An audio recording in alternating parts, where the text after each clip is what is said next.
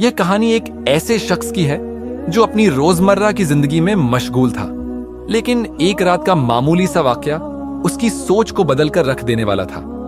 अली, एक 25 साल का नौजवान जो टैक्सी चलाकर अपनी अम्मा के साथ जिंदगी बसर कर रहा था। उसका गुजारा अच्छा चल रहा था और अब वह अपनी खुद की गाड़ी लेने की तैयारी में था।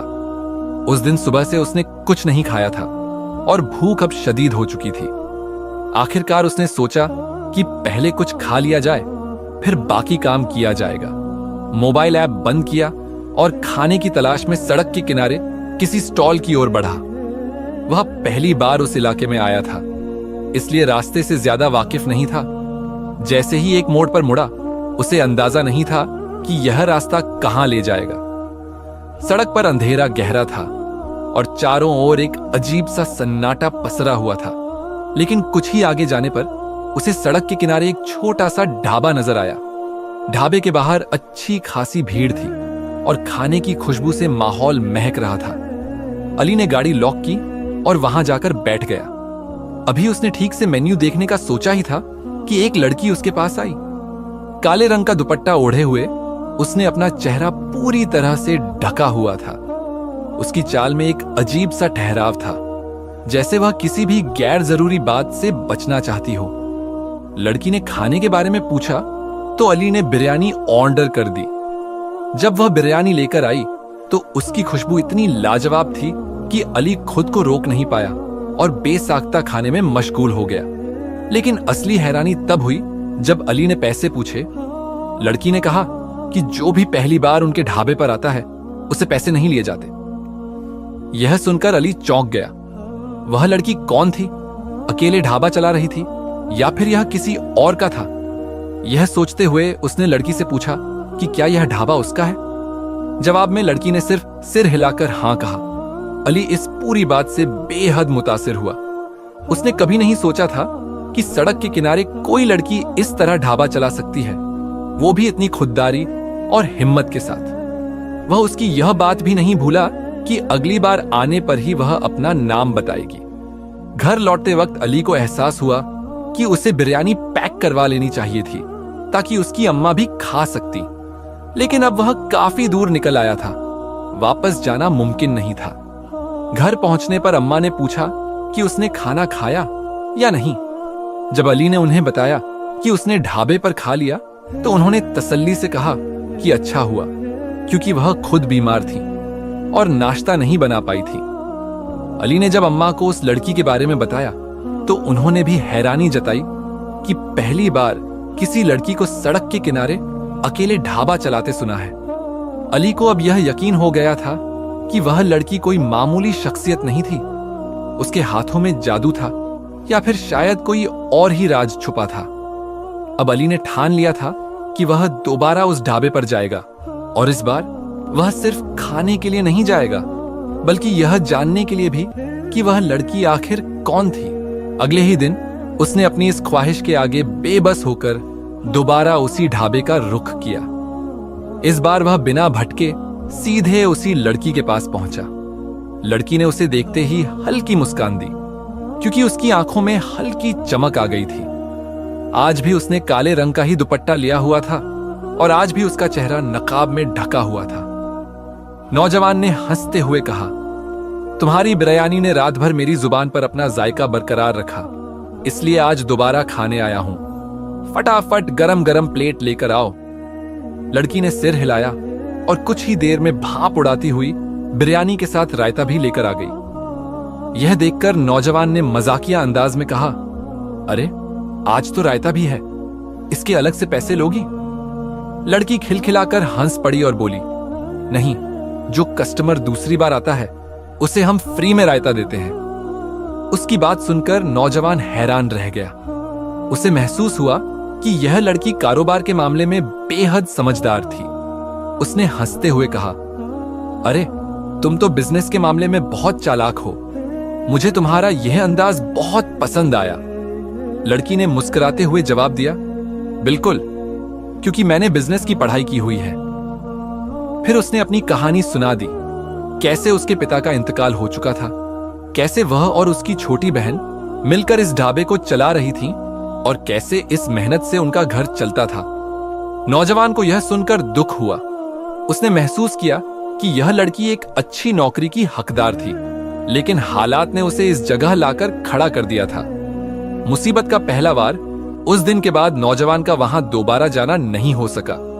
महीने का आखिरी चल रहा था और उसे घर का किराया, बिल और अपनी गाड़ी की किस्त भरनी थी। वह अपने काम में पूरी तरह मसरूफ हो गया था, लेकिन उसे जरा भी अंदाजा नहीं था कि उसके साथ कोई ऐसी मुसीबत आने वाली है जिससे वह मुंह के बल गिर पड़ेगा। सुबह सवेरे वह अपने काम के लिए निकला और दोपहर के करीब 11 बज चुके थे। चूंकि उसकी मां सो रही थी, इसलिए वह नाश्ता नहीं कर पाया था। उसे जबरदस्त भूख लगी हुई थी, इसलिए उसने सड़क किनारे नान छोले खाने का फैसला किया। उसने अपनी गाड़ी वहीं खड़ी कर दी और भूलवश चाबी अंदर ही छोड़ दी। नाश्ता करते करते वह इस कदर मग्न हो गया कि उसे अंदाजा ही नहीं हुआ कि कब एक चोर उसकी गाड़ी लेकर 9-2-11 हो गया। जब उसने पैसे देकर वापस गाड़ी की तरफ रुख किया तो उसके पैरों तले जमीन खिसक गई। उसकी गाड़ी वहां से गायब थी। एक पल के लिए तो उसे लगा कि शायद वह गलत जगह देख रहा है। उसने इधर उधर नजर दौड़ाई, राहगीरों से पूछा, लेकिन किसी को कुछ नहीं पता था। उसका जिस्म पसीने पसीने हो गया था। यह गाड़ी ही उसका एकमात्र सहारा थी और अब वह ही नहीं थी। हैरानी, गुस्से और अफसोस के मिले जुले जज्बात के साथ वह सड़क के किनारे बैठ गया। समझ नहीं आ रहा था कि आगे क्या करे, लेकिन फिर उसे पुलिस स्टेशन का ख्याल आया। उम्मीद की एक हल्की किरण जागी कि शायद पुलिस उसकी गाड़ी ढूंढ सके। क्या यह सिर्फ एक हादसा था? नौजवान ने पुलिस स्टेशन में जाकर रिपोर्ट दर्ज करवाई और भारी कदमों से बाहर निकला। अब उसे सबसे बड़ा डर यह सता रहा था कि वह अपनी मां को यह सब कैसे बताएगा। उनकी पहले ही तबीयत ठीक नहीं रहती थी और अगर उन्हें यह खबर मिलती तो वह और ज्यादा परेशान हो जाती। अली यूं ही चलते चलते बहुत आगे तक निकल आया, लेकिन यह देखकर वह हैरान रह गया कि जहां वह खड़ा था वही ढाबा था जहां हुरिया बिरयानी बेचती थी। अपने आप को यहां देखकर अली खुद भी हैरान था। अपने ख्यालों में इतना गुम था कि उसे यह एहसास ही नहीं हुआ कि वह यहां तक कैसे पहुंचा। वह धीरे धीरे ढाबे की तरफ बढ़ा और एक कुर्सी पर गिरने के अंदाज में बैठ गया। उसे इस तरह बैठा देखकर हुरिया फौरन वहां आ गई। क्या हुआ? सब खैरियत तो है? तुम चेहरे से काफी परेशान लग रहे हो, हुरिया ने फिक्रमंदी से पूछा। अली ने गहरी सांस भरी और उसे गाड़ी चोरी होने की बात बता दी। यह सुनकर हुरिया ने बेख्तियार दिल पर हाथ रख लिया और कहा, मुझे यकीन नहीं आ रहा कि तुम्हारा इतना नुकसान हो गया है। अब क्या करोगे? अली ने अपने खाली हाथों की तरफ इशारा किया और ना में सिर हिला दिया। यह देखकर हुरिया भी तासुर से सिर झुका गई। कुछ देर यूं ही बैठने के बाद जब अली उठकर जाने लगा तो हुरिया ने उसे रोक लिया। खाना खाकर जाना, उसने कहा, लेकिन अली ने मना कर दिया और भारी कदमों से घर की तरफ चल पड़ा। घर पहुंचते ही देखा कि अम्मा उसके इंतजार में बैठी थी। वह खाना लिए बैठी थी और अली को देखकर बोली, आओ मिलकर खाना खा लेते हैं। अली ने झूठ कहा, मैं खाना खा चुका हूं, बहुत ज्यादा थक गया हूं, इसलिए थोड़ा आराम करूंगा। अम्मा ने सिर हिलाते हुए कहा, आज तुमने गाड़ी का हॉर्न भी नहीं बजाया, क्या हुआ? क्या हॉर्न खराब हो गया है?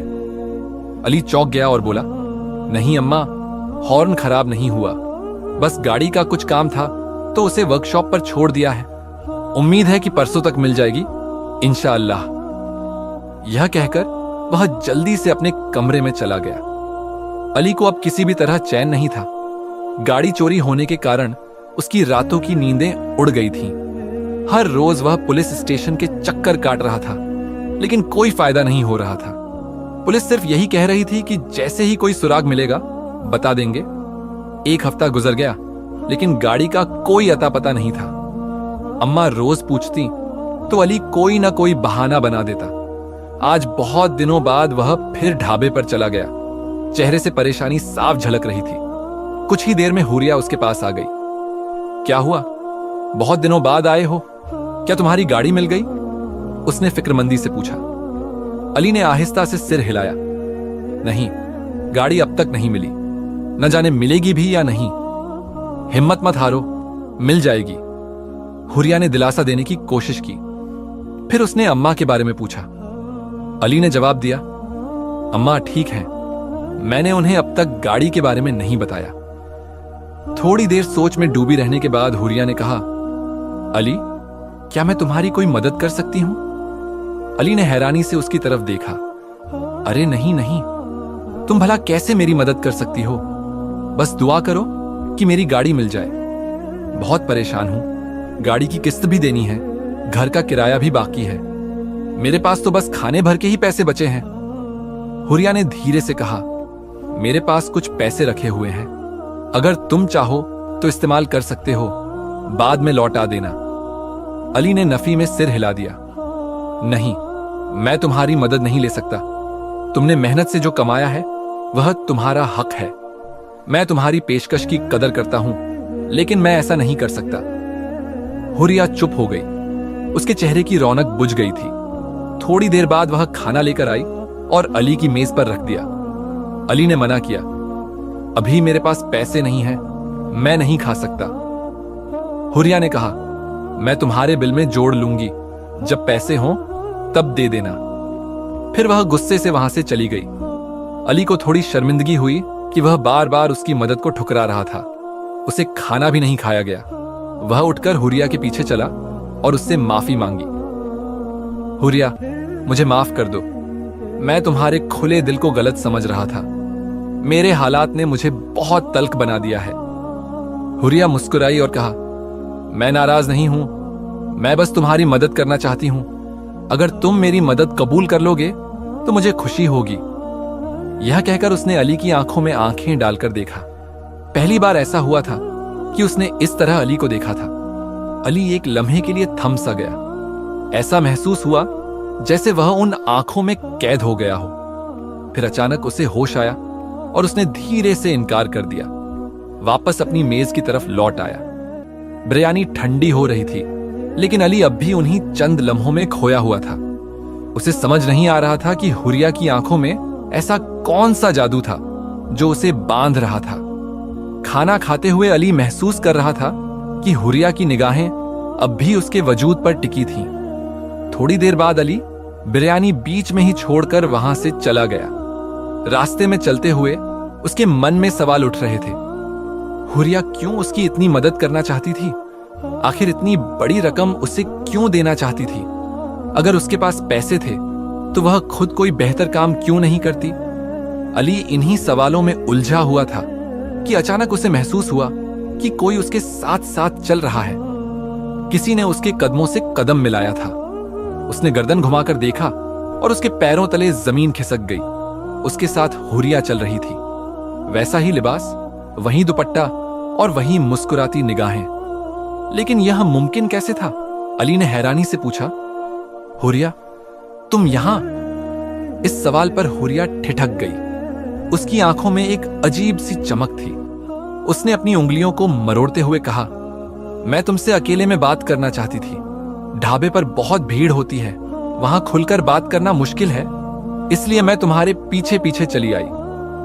फिर उसने अली की आंखों में झांका और गहरी सांस लेकर कहा, अली मैं तुम्हें अपने बारे में एक सच्चाई बताना चाहती हूं ताकि तुम मेरी मदद कबूल कर सको। मेरा नाम हुरिया जरूर है, लेकिन मैं कोई आम लड़की नहीं हूं। जिन्नात की दुनिया से आई हूं। मैं इंसानों की दुनिया में भेस बदलकर घूमती हूं, उनकी परेशानियां समझती हूं और उनकी मदद करती हूं। अली के पैरों तले जमीन खिसक गई। उसे अपनी आंखों पर यकीन नहीं हो रहा था। हुरिया ने धीरे से अपने चेहरे से नकाब हटा दिया। उसकी खूबसूरती देखकर अली कुछ लम्हों के लिए जैसे जड़ हो गया। वह रात कैसे गुजरी अली को कुछ याद नहीं। अगले दिन जब अम्मा ने फिर से गाड़ी के बारे में पूछा तो जाने क्यों इस बार अली ने सच बोल दिया, गाड़ी चोरी हो गई अम्मा, मैं इसी वजह से इतने दिनों से परेशान घूम रहा हूं। यह सुनकर अम्मा की आंखों में आंसू आ गए। कमाई का एकमात्र जरिया भी चला गया था। अली खुद को कोस रहा था कि आखिर वह इस मुसीबत से कैसे निकले। फिर एक हफ्ता गुजर गया। अली ने हुरिया से कोई मुलाकात नहीं की। एक तरफ उसका दिमाग हुरिया की सच्चाई को कबूल नहीं कर पा रहा था, तो दूसरी तरफ गाड़ी की चोरी से उसकी जिंदगी ठहर सी गई थी। फिर एक शाम दरवाजे पर दस्तक हुई। अली को लगा कि शायद किस्त वसूलने वाला आया होगा। उसने अम्मा से कहा, अगर वही हुआ तो कह देना मैं घर पर नहीं हूं। लेकिन जब अम्मा दरवाजे पर गईं, तो उनके साथ किसी लड़की की बातचीत सुनाई दी।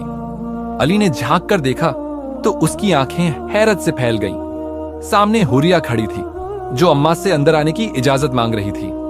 अली हड़बड़ाकर बाहर आया और बोला, हुरिया, तुम यहां? हुरिया मुस्कुराई और बोली, हां, तुम्हारी खैर खबर लेने आई हूं। इतने दिनों से तुम कहां गायब थे? परेशान हो तो बताओ, गाड़ी मिली या नहीं? अली ने निराशा से सिर हिला दिया। हुरिया अफसोस जाहिर करने लगी और फिर उसने कहा, मैं अम्मा के लिए और तुम्हारे लिए बिरयानी लाई हूं।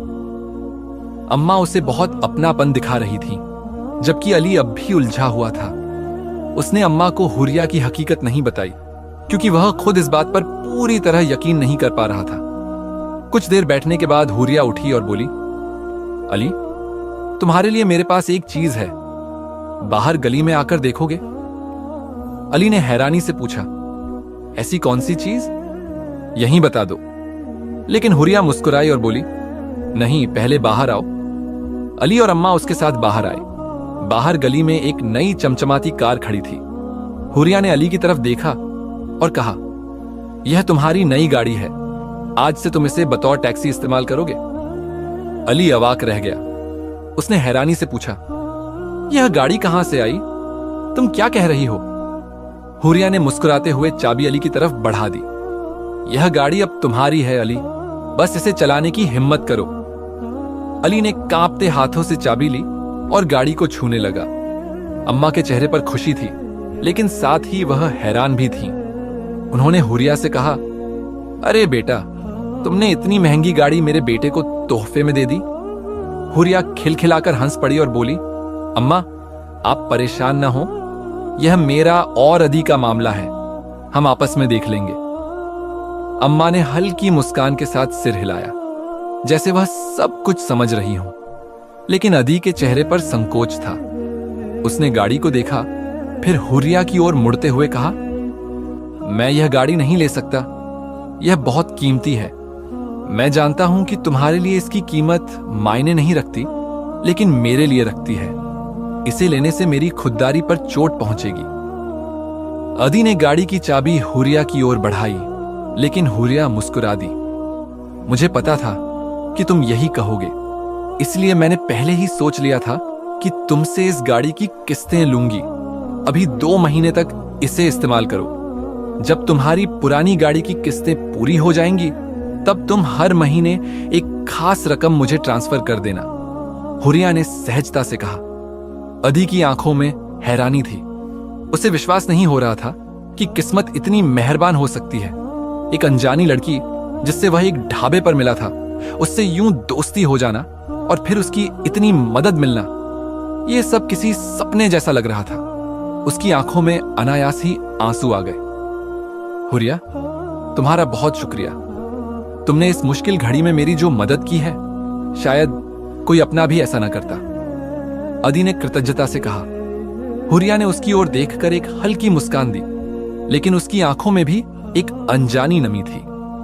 उसने कुछ रकम आदि की ओर बढ़ाते हुए कहा, यह सिर्फ एक कर्ज है, इसे इस्तेमाल कर लो ताकि तुम्हें किस्तों के लिए कोई तंग न करे। दिल लगाकर अपना काम करो। यह कहकर हुरिया चली गई। अदी उसकी ओर देखता रह गया। उसने गाड़ी की ओर देखा। यह बिल्कुल नई थी, जैसे अभी शोरूम से निकली हो। उसकी चमक इस बात की गवाही दे रही थी कि यह बहुत कीमती है। उस रात अदी को खुशी के मारे नींद नहीं आई।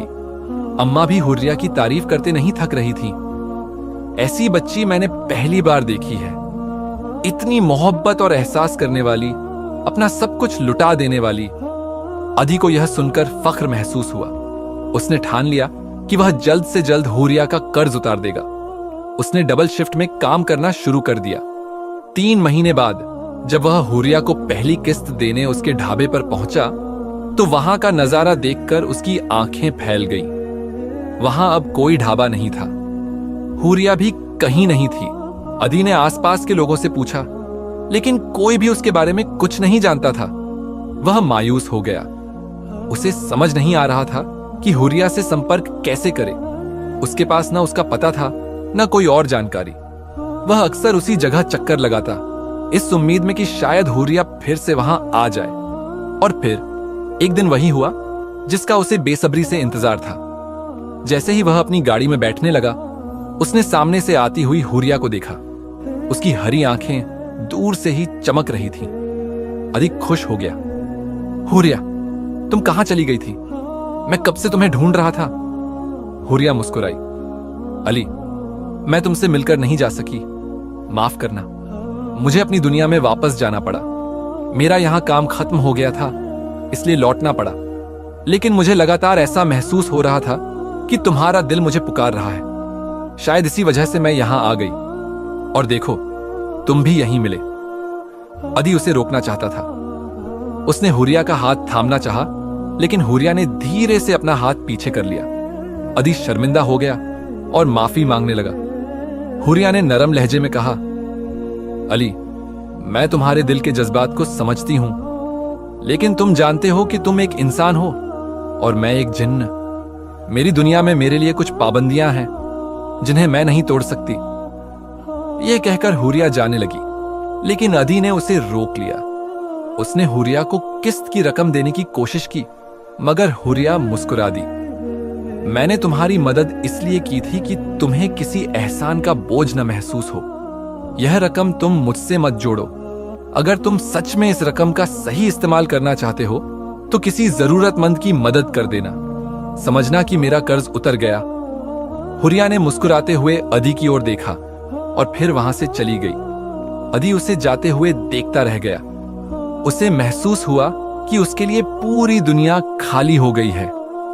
लेकिन फिर उसकी गाड़ी के अंदर एक अनजानी सी खुशबू तैरने लगी। यह वही खुशबू थी जो हमेशा हुरिया के आसपास रहती थी। अदी हल्के से मुस्कुरा दिया। हुरिया उससे दूर नहीं थी, वह हमेशा बस एक पुकार की दूरी पर थी। ये कहानी यहीं खत्म होती है, मगर यादों में हमेशा जिंदा रहेगी। मिलेंगे फिर एक नई दास्तान के साथ।